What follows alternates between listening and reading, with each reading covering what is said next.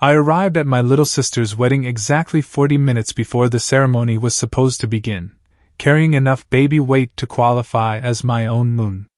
Every step reminded me that my son had completely ignored the doctor's prediction of at least another 2 weeks. He had apparently inherited my family's terrible sense of timing. The venue was breathtaking. Crystal lights floated through the air using alien gravity technology, while towering silver trees shimmered beneath a pair of artificial suns. Human guests mingled with visitors from half a dozen allied worlds, laughing together, as if interstellar diplomacy had always been this easy. A quartet played soft music near the garden fountain, and tiny winged alien creatures scattered glowing flower petals that dissolved into harmless sparks before touching the ground. If there had been an award for most ridiculously perfect wedding, my mother would already have accepted it. She certainly acted like she had. "Emma!" she called before I had even finished walking through the entrance. "Stand up straight. You're slouching. I'm carrying another human being. That isn't an excuse for bad posture." I rubbed my lower back dramatically. "I'll tell the baby he's ruining your photographs." She ignored my sarcasm, smoothing imaginary wrinkles from her expensive dress. "Remember," she said while adjusting a centerpiece by exactly half an inch.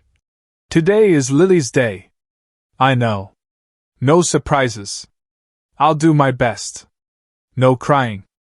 I can't promise that. No stealing attention. I wasn't planning to wrestle the bride."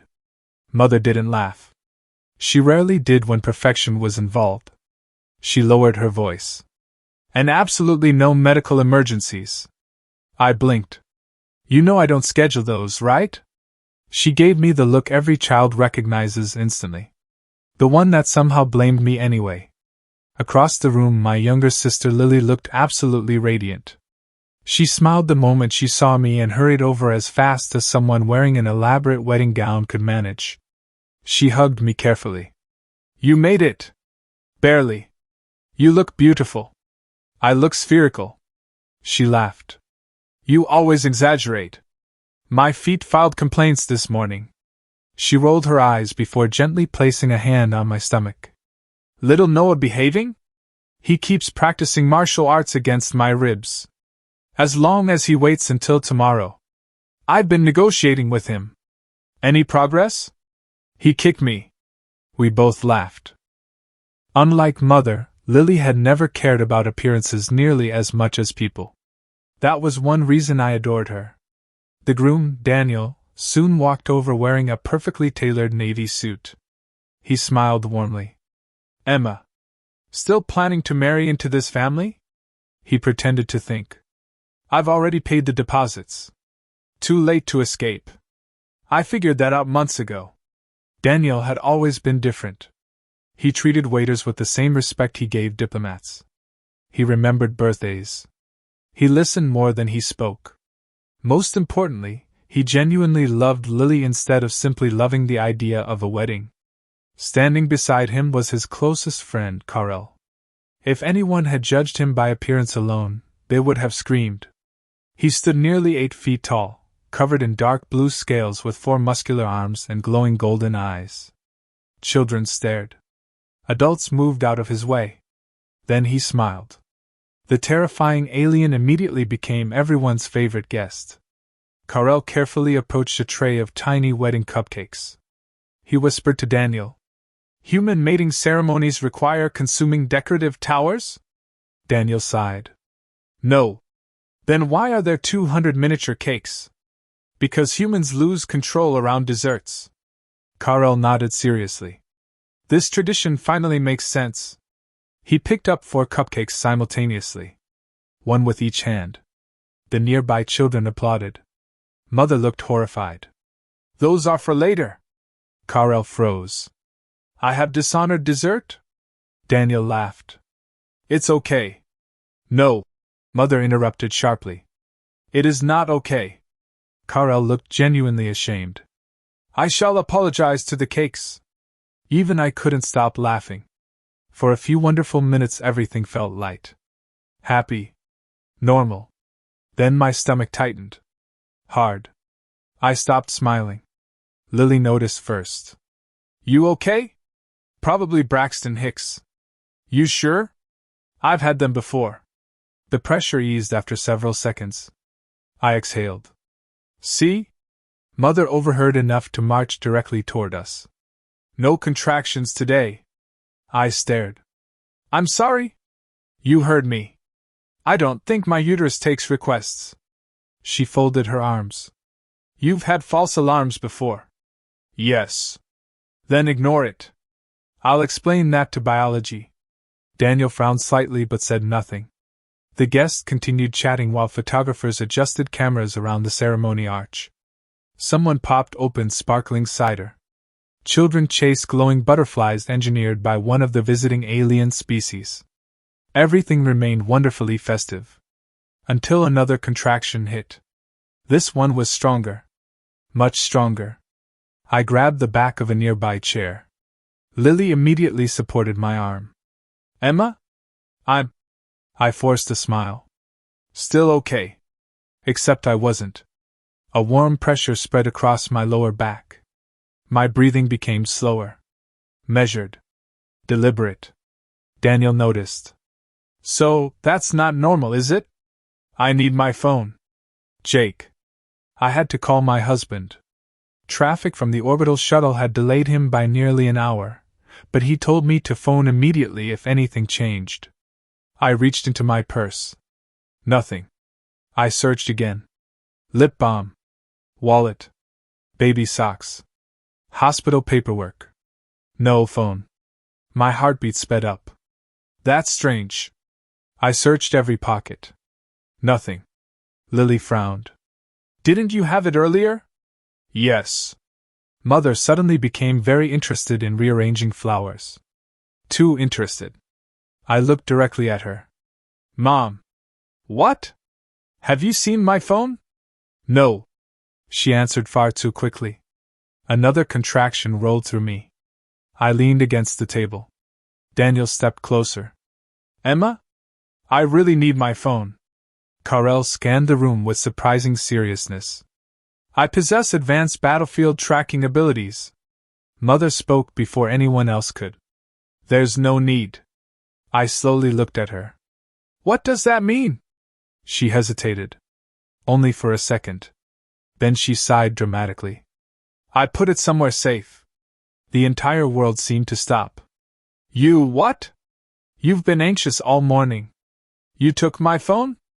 I couldn't risk unnecessary panic. Where is it? She glanced toward an ornate decorative security box displayed beside the gift table. One designed to hold expensive wedding jewelry until after the ceremony. Realization hit me like another contraction.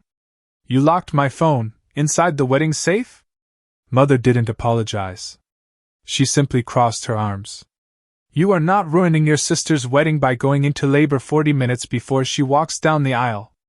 Pain shot through my abdomen again. This time I couldn't hide it. I bent forward, gripping the edge of the table as every smiling face around us blurred together.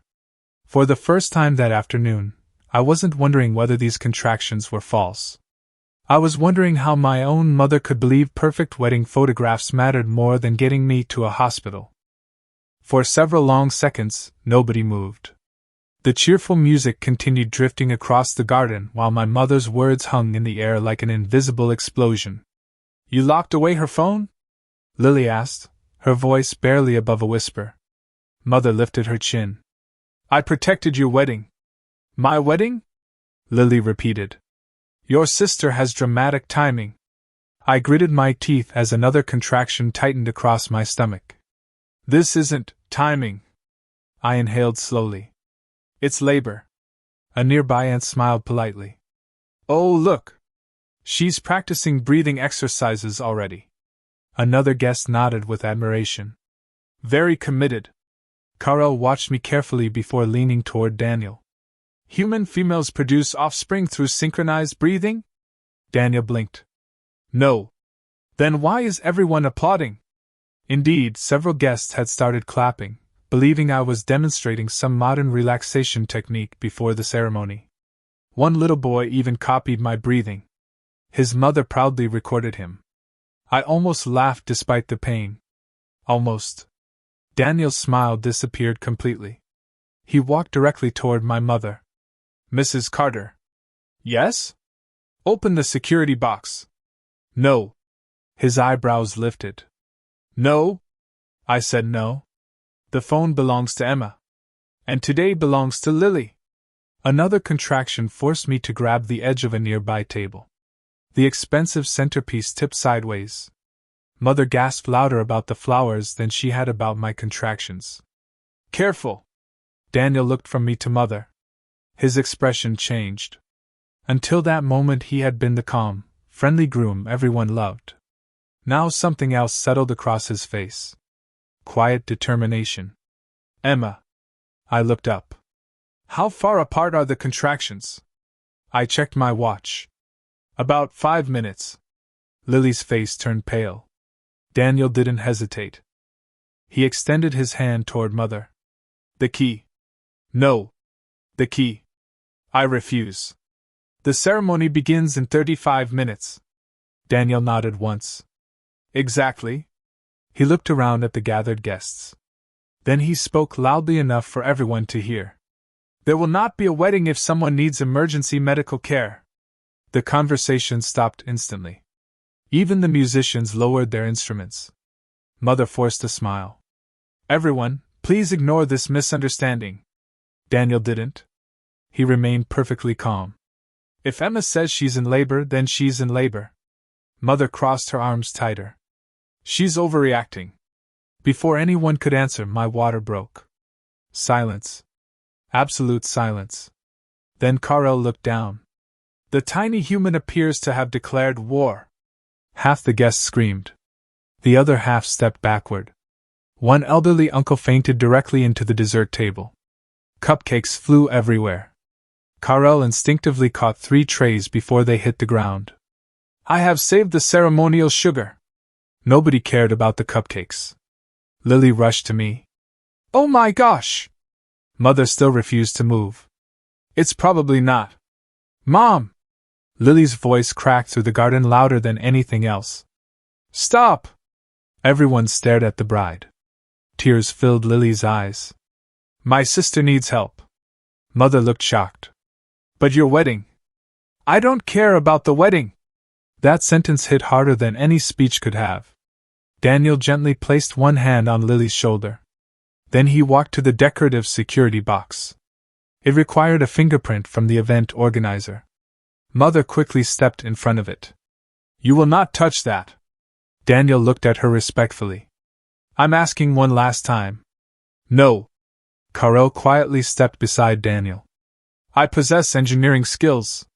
Daniel smiled faintly. I noticed. Karel examined the elegant metal box. This security device protects jewelry? Usually. It is adorable. With one enormous finger, Karel pressed against the decorative latch. Click. The entire mechanism popped open. Mother gasped. You broke it! Karel looked confused. It wished to be open. Inside sat several velvet pouches. Wedding rings. Necklaces. A bracelet. And my phone. Daniel picked it up immediately. He handed it to me. My hand shook too much to unlock it. Without saying a word, Daniel took the phone back and called emergency services himself. This is Daniel Brooks. We have a woman in active labor at the Crystal Gardens venue. Yes. Contractions every 5 minutes. Water has broken. He listened carefully. We'll meet the ambulance outside. He ended the call. They're on the way. Relief flooded through me. Then another contraction reminded me relief didn't erase pain. I nearly doubled over. Daniel caught me before I could lose my balance. Easy. I can walk. You don't need to. Before I realized what he intended, Daniel carefully lifted me into his arms. Several guests gasped. One photographer became wildly excited. This is incredible! His assistant whispered. Is this a new wedding tradition? I don't know, but keep filming. The wedding quartet misunderstood everything. Thinking this dramatic moment was somehow romantic, they followed Daniel while playing an emotional love song. The violinist even walked backward to keep us centered. Karel frowned. Are humans always accompanied by musicians during childbirth? Daniel answered without slowing down. No. They seem extremely committed. Behind us, confusion exploded. One wedding planner shouted into her headset. The bride is stationary. Another answered. No, the groom is leaving. With whom? His sister-in-law. Long silence. What? Guests hurried after us. Some believed the ceremony had simply moved outdoors. Others assumed this was an elaborate surprise entrance. Children threw flower petals in front of Daniel because they thought he was beginning the procession. Karel gently redirected them. Negative. This female is attempting to manufacture another human. The children nodded as though that explained everything. Meanwhile, I tried calling Jake. Straight to voicemail. Again. Nothing. Traffic around the orbital shuttle station had completely trapped him. My heart sank. Daniel noticed. He'll get here. I hope so. He will. His confidence somehow made me believe it. Outside the venue, warm afternoon sunlight reflected off sleek hover vehicles arriving with more guests. Daniel carried me toward the entrance while Lily followed, lifting her wedding dress so she could run. Mother remained several steps behind, still insisting everything had become unnecessary. This is getting out of control. Lily spun around. No, Mom. She pointed toward me. This is reality. The distant sound of emergency sirens echoed across the valley. For the first time all afternoon, every guest understood that this wasn't a misunderstanding. This wasn't bad timing. This wasn't someone stealing attention. It was a family emergency. And the man who was supposed to be standing at the altar in less than 30 minutes had chosen humanity over ceremony without hesitating for even a second. The ambulance reached the hospital in record time, thanks to the colony's emergency transit lanes. The ride itself was a blur of flashing lights, calm voices, and my repeated attempts to decide whether I wanted to scream, laugh, or apologize to every paramedic who had to listen to my sarcastic commentary between contractions. I'd like to file a complaint, I groaned. One medic smiled. About what? My son. He hasn't even been born yet. Exactly. He's already ignoring schedules. Even the paramedics laughed. Daniel stayed beside me the entire ride, speaking quietly into my phone while trying to reach Jake again. Finally someone answered. Jake? Daniel's shoulders relaxed. Thank goodness. He quickly explained everything. There was a long silence before Jake's panicked voice became loud enough for everyone nearby to hear. What do you mean she's in labor? I was only 20 minutes away. Traffic blocked the highway. I'm getting there. Daniel smiled. Drive safely. She's in good hands. When we arrived at the hospital, the medical staff immediately took over. Daniel stepped aside without argument. She's all yours. As nurses wheeled me through the maternity wing, I looked back. Daniel simply gave me a reassuring nod. You've got this. It was remarkable. He had abandoned his own wedding without hesitation. Not once had he complained. Not once had he asked when the ceremony could continue. To him, saving someone's family mattered more than keeping a perfect schedule. That, I realized, was exactly why Lily loved him. A few minutes later the maternity doors burst open again. Jake sprinted inside looking like he'd run the entire distance. His tie hung crooked. His jacket was missing. His hair looked like it had argued with several strong winds. He reached my bedside completely out of breath. I'm here. I smiled despite another contraction. You look terrible. I skipped 3 traffic laws. I noticed. He leaned forward and kissed my forehead. I'm sorry. You made it. Nothing was stopping me. He squeezed my hand tightly. I thought I was going to miss it. You almost did. I'll spend the rest of my life making up those 20 minutes. Before I could answer, another contraction demanded everyone's attention. The nurses guided us through the next stage while Jake stayed beside me every second. Outside the room, however, the comedy continued. Karel had insisted on accompanying everyone to the hospital.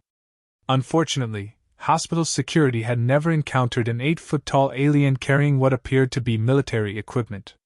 "Sir," one guard said nervously, "what exactly is inside that metal case?" Karel opened it proudly. Inside were blankets, baby bottles, diapers, stuffed animals, and enough snacks to feed a small village. "I researched human offspring." The guard blinked. "That's very thoughtful. I was informed newborns require supplies. You brought 400 diapers. I dislike running out." Several nurses couldn't stop laughing. Within minutes, Karel somehow became everyone's favorite visitor. He politely helped elderly patients carry luggage. He lifted broken equipment no human could move. One tiny little girl recovering from surgery asked if he was a dragon. Karel knelt so they were eye level. "I am considerably more handsome." She giggled so hard that her mother nearly cried with relief. Meanwhile, back at the wedding venue, events were unfolding very differently. Most guests remained there because nobody knew whether the ceremony had merely been delayed or completely cancelled. The photographers reviewed their footage while waiting. One of them accidentally discovered something unexpected. The security cameras overlooking the gift table had recorded everything. Every single moment.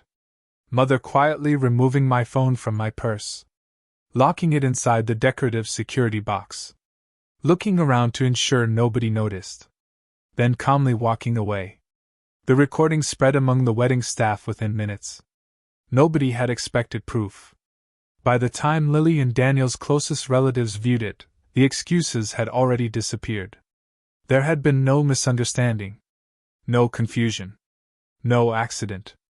Mother had knowingly prevented me from calling for help. Back at the hospital, hours seemed to pass in minutes. Then suddenly everything changed. A tiny cry filled the room. "Strong. Healthy. Perfect." The nurse smiled. "Congratulations." Jake stared with tears streaming down his face. "Our son." I laughed through exhausted tears. "He finally decided to introduce himself." Moments later they placed baby Noah into my arms. He immediately yawned. After creating absolute chaos across an entire wedding, my son apparently decided sleeping was now his highest priority. Jake laughed. "That's your personality." "No." I smiled. "Definitely yours." The door opened quietly. Daniel stood outside. "I don't want to interrupt." The nurse smiled warmly. "You've earned 5 minutes." He stepped inside carefully. His eyes immediately settled on Noah. "So," he smiled, "this is the little gentleman who postponed my wedding." Jake chuckled. "I owe you more than I can ever repay." Daniel shook his head. "No." He looked directly at both of us. "You owe me nothing. You saved Emma. I simply did what anyone should do. Not everyone would have." We all knew that. A few minutes later Lily entered. She was still wearing her wedding dress. Only now the carefully arranged hairstyle had loosened. Her makeup had faded from crying. She looked less like a bride from a magazine, and more like a real person. She walked straight toward my bed before saying a single word. "I'm sorry." I frowned. "For what?" "I should have seen what Mom was doing." "You couldn't have known." "I should have." Tears rolled down her cheeks. "I was so focused on the wedding that I didn't notice my own sister needed help." I reached over and squeezed her hand. "You noticed when it mattered." She looked down at Noah. "He is beautiful. He definitely inherited his father's nose." Jake grinned proudly. "I was hoping for that." Lily gently touched Noah's tiny fingers. "He already ruined my wedding." I laughed. "He improved it." Daniel wrapped one arm around Lily. "A perfect wedding is one people forget." She looked at him. "The unforgettable ones are built on love." He smiled. "We can always have another ceremony. We can't replace family." Lily rested her head against his shoulder. "I picked the right man." "You absolutely did," I said. Just outside the room, several relatives had begun arriving from the venue. They weren't talking about flower arrangements anymore. They weren't talking about missed schedules.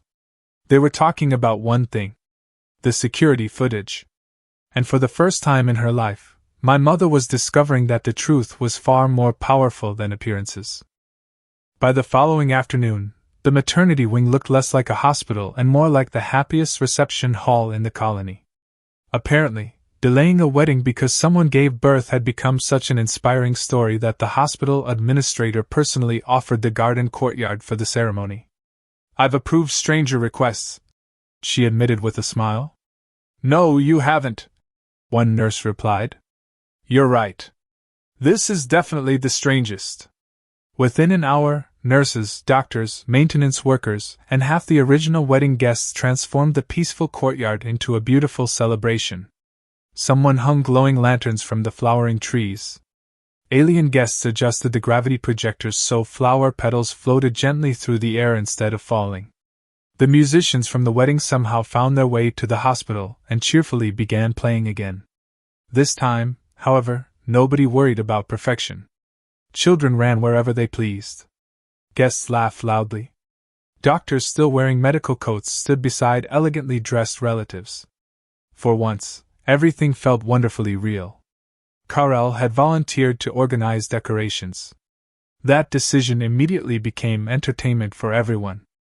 "These flowers require symmetry," he announced proudly. 5 minutes later he had accidentally built a 12-foot floral arch because he misunderstood human measurements. A nurse looked up. "I think that's a little too tall." Karel tilted his head. "It is? A little. I can make it taller." "No!" Everyone burst into laughter. Not long afterward, he proudly carried over his wedding gift for baby Noah. It wasn't wrapped. Mostly because wrapping paper wasn't manufactured large enough. Jake stared at the enormous stuffed animal. "That's a teddy bear?" Karel nodded. "Yes.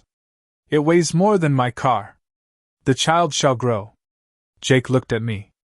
"I think Noah has already received his college graduation present." Even the nurses laughed until they cried. When the ceremony finally began, Lily walked through the hospital garden wearing the same wedding dress she'd worn the day before. Only now there were a few wrinkles near the bottom. Her hair wasn't perfectly arranged anymore. Her makeup had been redone in less than 10 minutes. Yet somehow she looked even more beautiful. Because now she wasn't trying to have a perfect wedding. She was simply marrying the man she loved. Daniel waited beneath the flower arch with the same calm smile he'd worn since the day they met. As Lily reached him, he quietly took both her hands. "You still want to marry the man who abandoned the ceremony?" She laughed softly. "You abandoned a ceremony." She squeezed his fingers. "You never abandoned me." Several guests quietly wiped away tears. Even Karel looked suspiciously emotional. "I believe." He cleared his throat. "Human allergies are powerful." The officiant smiled warmly. "I think we've all learned something over the last 24 hours. Everyone nodded. He continued. "A wedding celebrates love." He looked toward the hospital entrance where Jake stood holding baby Noah.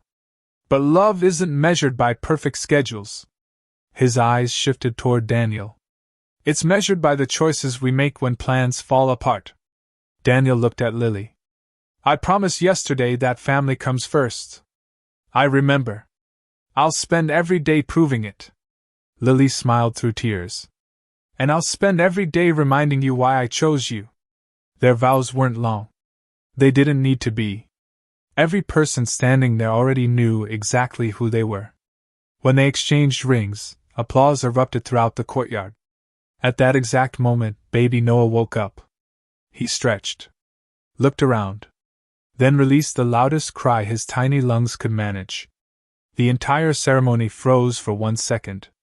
Then everyone laughed. Even the officiant chuckled. "I believe someone objects to being ignored." Jake gently bounced Noah. "I'm sorry." Noah responded with an even louder cry.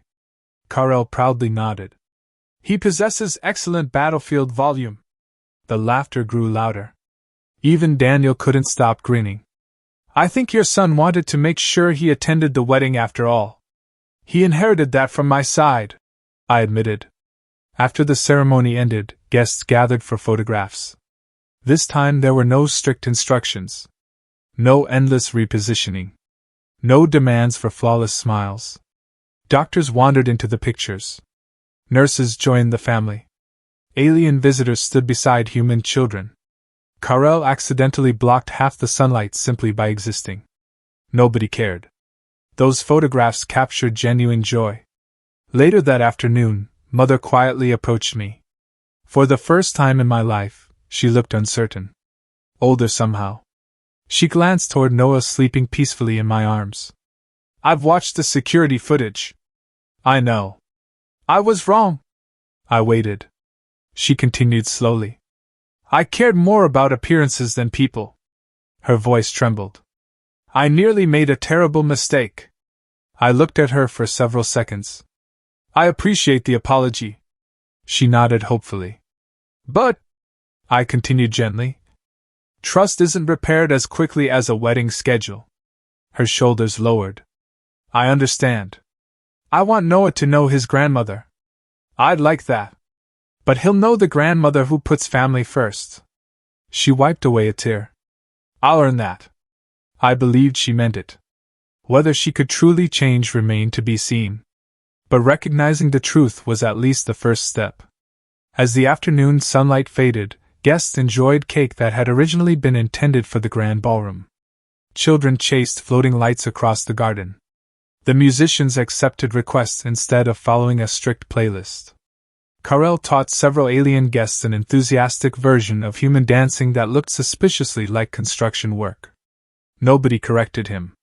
Watching Daniel and Lily laughing together, Jake wrapped one arm around my shoulders. You know. He smiled. Our son has interesting timing. The worst. The best. I looked at Noah. He had unknowingly changed everything. If he had arrived one day later, my mother's obsession with perfection might have remained hidden forever. Instead, one unexpected birth revealed everyone's true character.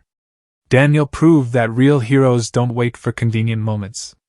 Lily proved that love matters more than flawless plans.